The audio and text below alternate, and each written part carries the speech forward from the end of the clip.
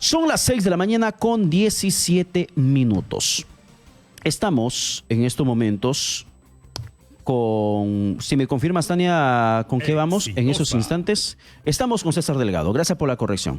Estamos en la comunicación con César Delgado Guembes, ex oficial mayor del Congreso de la República. Y vamos a hablar sobre lo que precisamente advirtió el día de ayer el presidente del Consejo de Ministros, de que él sería la primera bala de plata si es que el Congreso le niega la confianza al gabinete Valer cuando vaya a pedir el voto de confianza. Doctor Delgado, ¿qué tal? Buenos días, bienvenido a Exitosa Perú. Muy buenos días, Pedro. Buenos días. Yo quiero partir por la reciente decisión que ha tomado el Tribunal Constitucional el día de ayer de regular la cuestión de confianza. Esto podría limitar el uso de esta bala de plata que asevera Héctor Valer, que él sería, en caso que el Congreso de la República le niegue el voto de confianza al gabinete que preside. La decisión del Tribunal Constitucional blinda completamente al Parlamento frente a la denegatoria del voto de confianza que podría darse.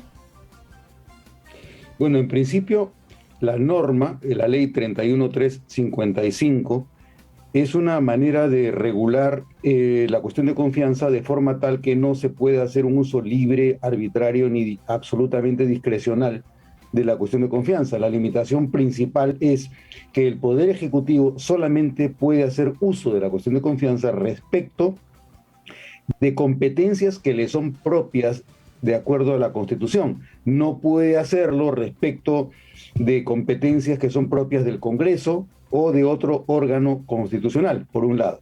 Por otro lado, tampoco puede hacerlo respecto de materias que tienen que ver con reforma de la Constitución. Sin embargo, la cuestión que está en el tablero no tiene que ver propiamente con la declaración de constitucionalidad de la ley que ha aprobado el Congreso. Tiene que ver con el acto de investidura al que se debe someter el gabinete ante el Congreso una vez que se presente el programa general de gobierno y se hagan presentes en el Pleno del Congreso los miembros del nuevo gabinete. Es ahí donde se presenta el problema. ¿Por qué? Porque cuando el señor Valer hace referencia a que su gabinete es una bala de plata, está haciendo una referencia metafórica a una estrategia. Es más, él explícitamente ha mencionado que se trata de una estrategia. Si se trata de una estrategia, eso supone que es un acto deliberado.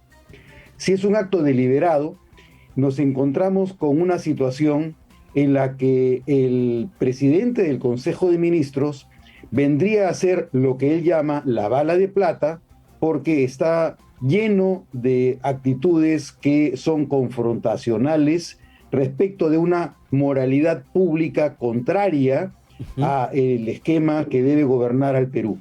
Él ha sido objeto de una serie de acusaciones que tienen que ver con, sobre todo con actos de violencia contra la mujer, pero fuera de eso también tiene otro tipo de perfil que a la vez nos hace una indicación respecto de la capacidad del presidente de la República para elegir a sus gabinetes. No es una cuestión normal que en aproximadamente 6 meses de gobierno un presidente tengamos de la República ya haya captado 3 gabinetes. 3 gabinetes, claro. Entonces, pero doctor Delgado, un poco para ir cerrando ese tema, para avanzar con lo que podría pasar en el Congreso de la República. Entonces, aún está vigente, pese a la decisión del Tribunal Constitucional, está vigente la posibilidad de que si el Congreso le niega 2 veces la confianza a un gabinete, este puede ser cerrado. Eso se mantiene vigente. Claro, no hay ningún cambio. Es más, como mencionaba hace un momento, la ley 31355 se refiere a cuestiones de confianza presentadas discrecionalmente por el presidente del Consejo de Ministros. No se refiere a la cuestión de confianza que obligatoriamente tiene que presentar el gabinete cuando se presenta para exponer el programa general de gobierno. No hay ninguna diferencia, no hay absolutamente ninguna diferencia. Podría haberlo si una vez que este gabinete obtuviera la confianza, cosa improbable aparentemente, se presentara luego, se hiciera luego, se planteara luego una cuestión de confianza, sobre lo cual el gabinete no tiene discrecionalidad porque ha sido recortada con la ley 31355. Y al tratarse de una presunta estrategia como precisamente da a conocer Héctor Valer, de que él sea la bala de plata y el siguiente gabinete sea la bala de oro que termine cerrando el Congreso, ¿esto podría ser tomado de qué manera por el Parlamento? Bueno, ahí nos encontramos con una cuestión que no tiene que ver solamente con el gabinete, ni con balas de plata, o con balas de oro, o con balas de plomo, o de cualquier otra naturaleza. Ahí, frente a lo que nos encontramos, es ante el perfil moral del presidente de la República. ¿Por qué? Porque nos damos cuenta que su capacidad para elegir a los ministros no es de las más acertadas. Entonces, nos enfrentaríamos frente a lo que en derecho se llama una culpa in eligiendo, una culpa en la capacidad para elegir. Si el presidente de la República comete tantos errores, probablemente nos enfrentemos a un tipo de régimen en el que la lógica sea la sabiduría coprosófica del presidente de la República. ¿Por qué? Porque nos está lanzando misiles coprofílicos, nos está lanzando cada vez más actos, sucesos, nombres de personas que no reúnen los perfiles y que son objeto de críticas generalizadas. Entonces, frente a eso, ya no nos estamos ubicando en relación con las posibilidades de que el Parlamento le niegue o no le niegue la confianza, sino en relación a la capacidad que tiene el primer mandatario para elegir a sus gabinetes, lo cual nos da, como repito, un perfil del carácter moral del presidente de la República y de su sabiduría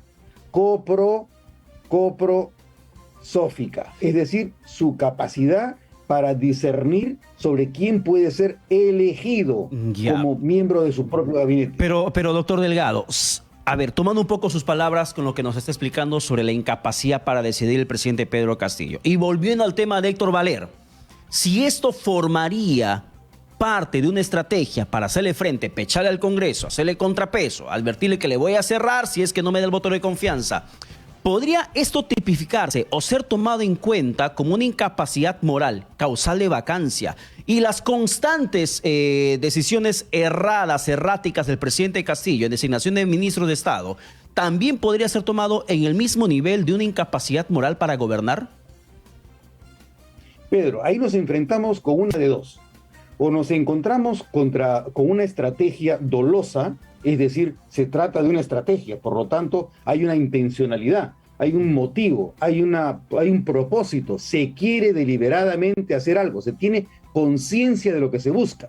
Si lo que se busca es que el Congreso le niegue la confianza al gabinete Valer, obviamente estamos ante un acto de confrontación abierta, porque lo que se está buscando es que el Parlamento no le dé la confianza. Y lo normal en cualquier régimen de gobierno es que tú tengas un gabinete que vaya al Congreso para ganar la confianza, claro, no para que se le rechace. Entonces, ese es un acto contra natura. Es decir, nos encontramos ante una situación en la que el presidente de la República habría designado un gabinete con el explícito propósito, con el malvado propósito de que el Congreso no le dé la confianza, porque él habría elegido mal. La otra opción, que no tiene que ver con la intencionalidad, con el dolo, con la estrategia, etcétera, es que el presidente de la República no tiene la capacidad para elegir bien. Y si no tiene la capacidad para elegir bien, debe dudarse de su perfil moral. Por lo tanto, podría integrar la argumentación que formulara el Congreso para postular la vacancia por una permanente incapacidad moral. Nos estamos enfrentando con 6 meses en los que el presidente de la República nos está conduciendo a situaciones de ingobernabilidad. Si un principio es la gobernabilidad del país y el presidente realiza actos, toma decisiones que no precisamente nos indican que estamos yendo hacia niveles regulares de gobernabilidad, hay una seria deficiencia que es la que tiene que evaluar el Congreso para ver cómo formula su argumentación para una moción de vacancia. Eso es lo que estamos viendo a nivel de hechos que nadie puede negar. Pero también estamos viendo, por otra parte, otra estrategia que se está presentando desde otros sectores, también con el Congreso de la República, de declarar un traidor a la patria con esa denuncia constitucional. La denuncia ha sido admitida a trámite. ¿Cuáles son los siguientes pasos que se dan en el Parlamento frente a una denuncia de esta magnitud? Bueno, esa denuncia que ha sido presentada por algunos ciudadanos de mucho reconocimiento, la señora Lourdes Flores, Fernán Altuve, Ángel Delgado Silva, etcétera, es una denuncia presentada por particulares.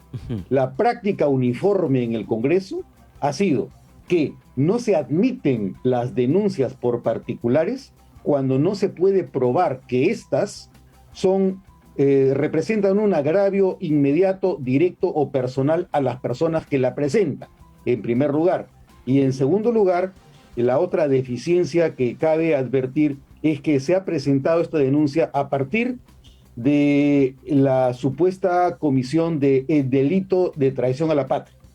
Si tú presentas una denuncia por el delito de traición a la patria, por lo tanto, lo que tendría que hacer el Congreso, si se admitiera la denuncia constitucional, cosa que contra toda práctica en el Congreso parecería que eso no fuera a proceder, si se admitiera, la consecuencia sería que el Congreso, en el mejor de los casos, lo que haría sería declarar al lugar a la formación de causa para que quien procese al presidente de la República sea el Poder Judicial. Eso no daría lugar a la destitución, a la suspensión, ni a la inhabilitación del presidente de la República, porque para ese caso lo que tendría que ocurrir sería que la denuncia hubiera sido formulada como una infracción a la Constitución, cosa que no ha ocurrido.